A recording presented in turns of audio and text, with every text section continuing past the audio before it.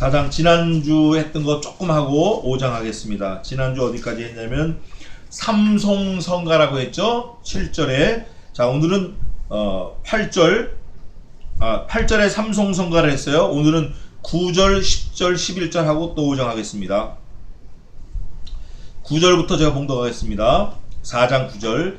그 생물들이 영광과 존귀와 감사를 보좌에 앉으사 세세토록 사시는 이에게 돌릴 때에 24장로들이 보좌에 앉으신 이 앞에 엎드려 세세토록 사시는 이에게 경배하고 자기의 면류관을 보좌 앞에 던지며 가로되 우리 주 하나님이여 영광과 존귀와 능력을 받으시는 것이 합당하오니 주께서 만물을 지으시는지라 만물이 주의 뜻대로 있었고 또 지으심을 받았나이다 하더라. 5장입니다. 내가 보매 보좌에 앉으신 이의 오른손에 책이 있으니 안팎으로 썼고 7인으로 봉하였더라. 또 보매 힘있는 천사가 큰 음성으로 외치기를 누가 책을 펴며 그 인을 떼기에 합당하냐 하니 하늘 위에나 땅 위에나 땅 아래에 능히 책을 펴거나 보거나 할 리가 없더라. 이 책을 펴거나 보거나 하기에 합당한 자가 보이지 않기로 내가 크게 울었더니 장로 중에 하나가 내게 말하되 울지 말라. 유대 지파의 사자 다윗의 뿌리가 이기었으니 이 책과 그 7인을 떼시리라 하더라. 아멘. 백보자 하얀 흰 보좌 앞에서 무슨 형상이 사건이 또 모습이 있는데 그 모습을 잘 표현하고 그 다음에 또 정말 중요한 일이 일어났어요. 오늘 그거를 좀 살펴보겠습니다. 우선 8절에는 거룩하다 거룩하다 거룩하다 삼송성가를 하는데 영원 전부터 영원까지 천사들이 하고 있는 거예요. 천사들이 우리 사람도 지켜주지만 하늘나라에서 계속 하나님을 영원토록 찬양하는 거예요.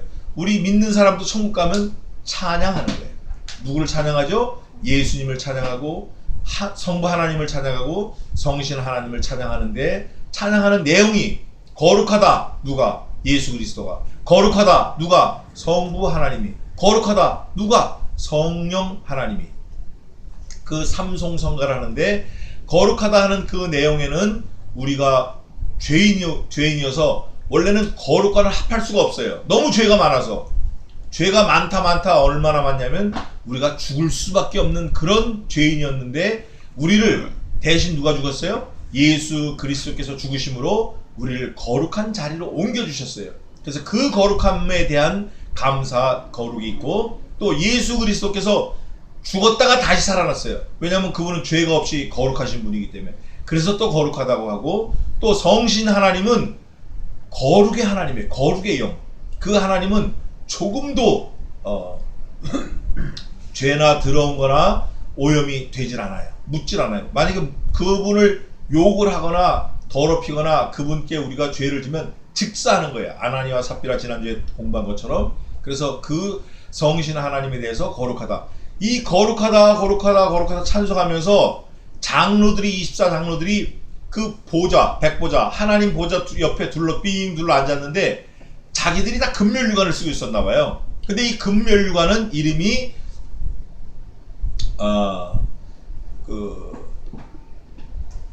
헬라말로 우리가 피조물인 24장로들이 쓴 저거는 좀 달라요. 이름이 금면류관은 이름이 좀 달라요. 예수님이 쓰신 금면류관은 무슨 면류관이냐면 디아테마타 그래요. 그런데 24장로들이 쓴 금면류관은 우리들이 말하는 크라운, 그냥 왕관이에요. 예.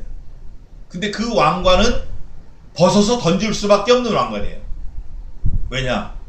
진짜 하나님 앞에 왕관을 쓸 사람은 아무도 없거든요.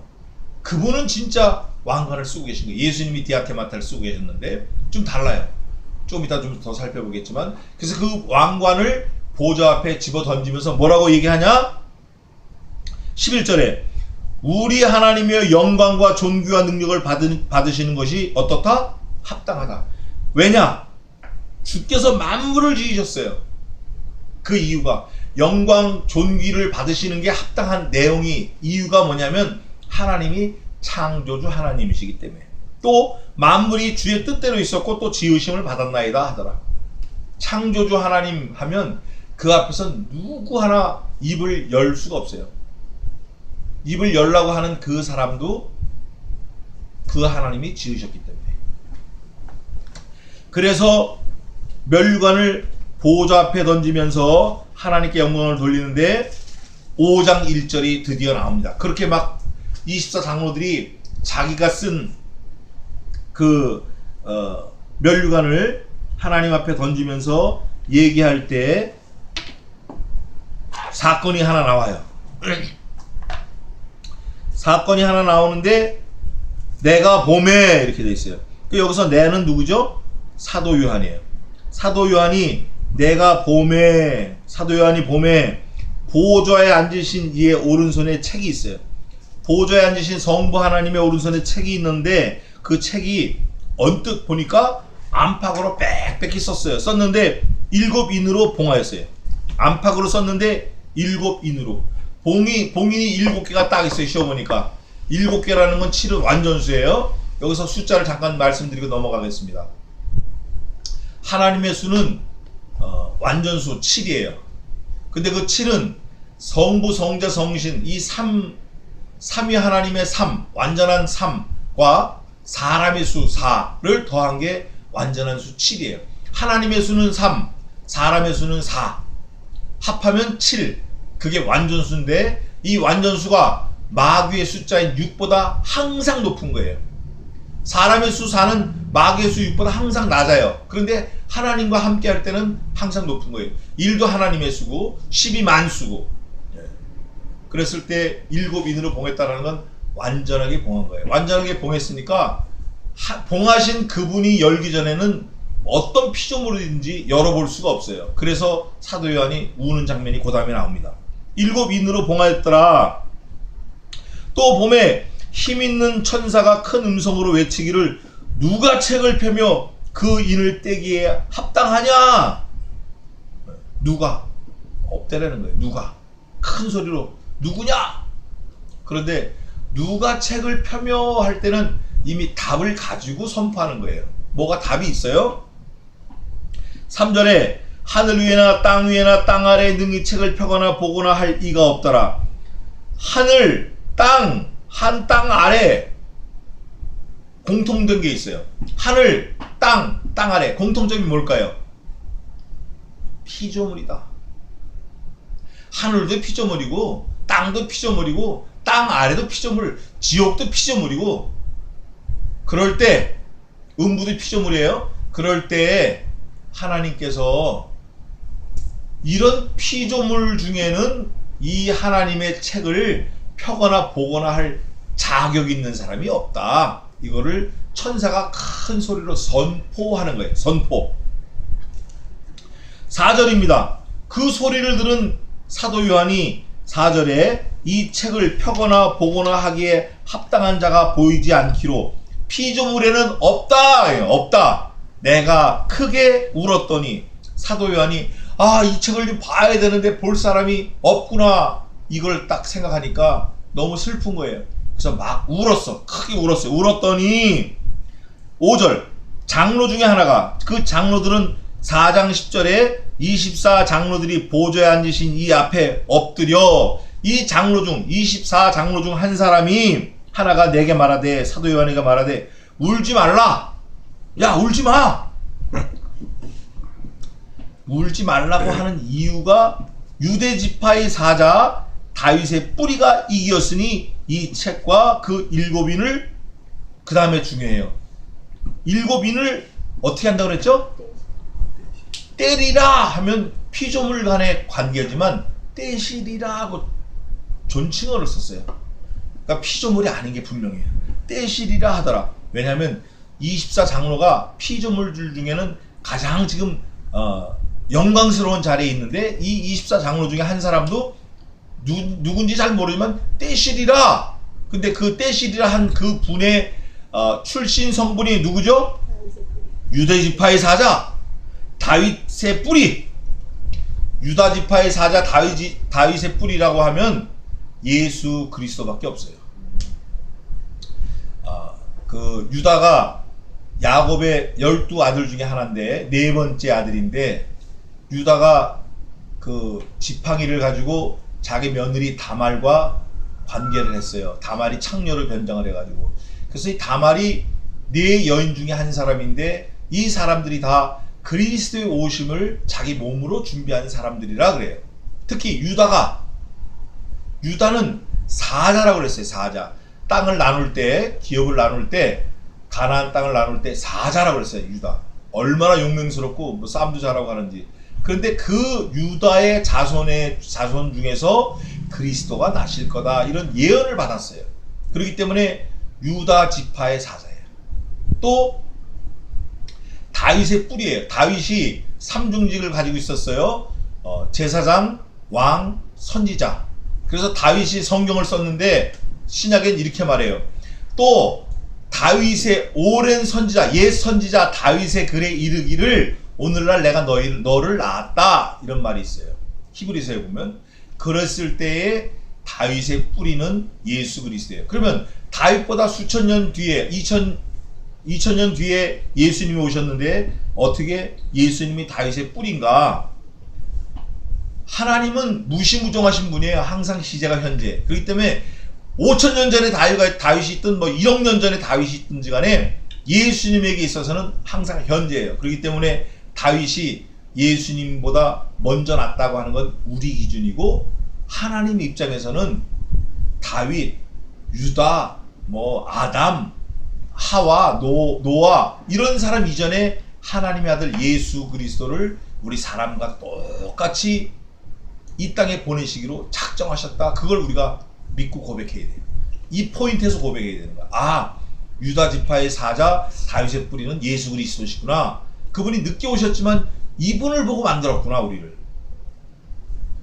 하나님의 모습대로 만들고 하나님의 형상대로 창조했다고 했을 때 사람들이 아유, 하나님 오시지도 않았는데 천만에요.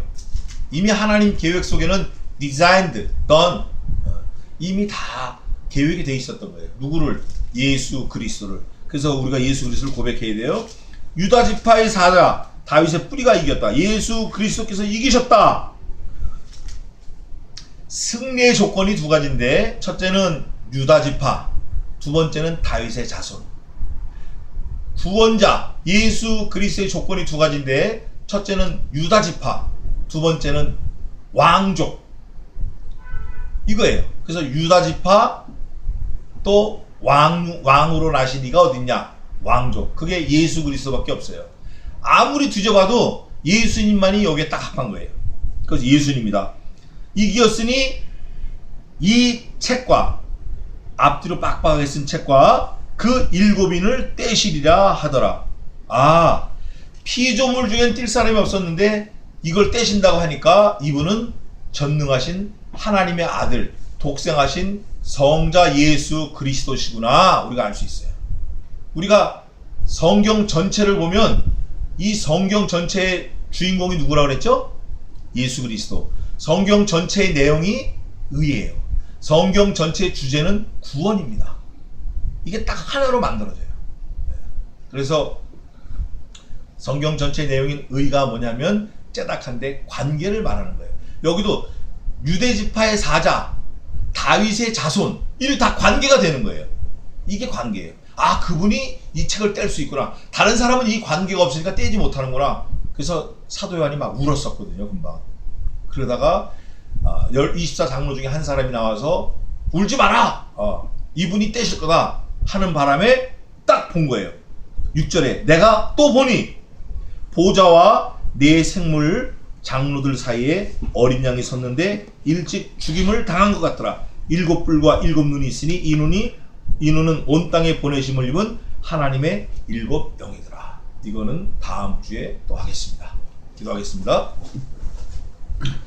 하나님 아버지, 우리에게 또 우리를 위해서 또 나를 위해서 그리스도를 보내주심을 감사합니다. 내가 죽어야 마땅한데, 우리가 죽어야 마땅한데 우리에 앞서 그리스도를 먼저 죽이기로 작정하신 그 하나님의 놀라운 은혜 엎드려 감사를 드립니다. 또 성자 예수님께서는 한 번도 거역하지 아니하시고 하나님과의 오래전에 약속하신 그 약속을 온전히 다 이루셔서 십자가에 달려 죽으시고 사흘 만에 부활하시고 구름 타고 승천하셔서 죄인이었던 우리는 의인으로 살아나게 하시고 의인이신 예수님은 죄인으로 죽게 하신 그 하나님의 놀라운 계획을 그대로 100% 순종으로 성취하시는 그 은혜와 사랑, 우리가 이제 배웠사오니 일생 감사하며 영원히 감사하며 하나님 백보좌 앞에서 24장로들이 거룩하다 거룩하다 거룩하다 일생 영원히 하나님을 찬송하는 것처럼 우리도 그 찬송의 대열에 설 수 있도록 도와주시니 감사합니다. 일생 감사하며 찬송하며 영원히 감사하며 찬송하며 하나님께 영광 돌리는 저희들이 되게 도와주시옵소서. 감사하고 이 모든 말씀 우리 주 예수 그리스도의 이름으로 기도하옵나이다. 지금은 우리 주 예수 그리스도의 은혜와 하나님 아버지의 무한하신 사랑하심과 성신 하나님의 위로 교통 승리케 하시니 이곳에 있는 주의 종들 머리 위에 자녀 위에 가정 위에 이제로부터 영원까지 함께 있을지어다.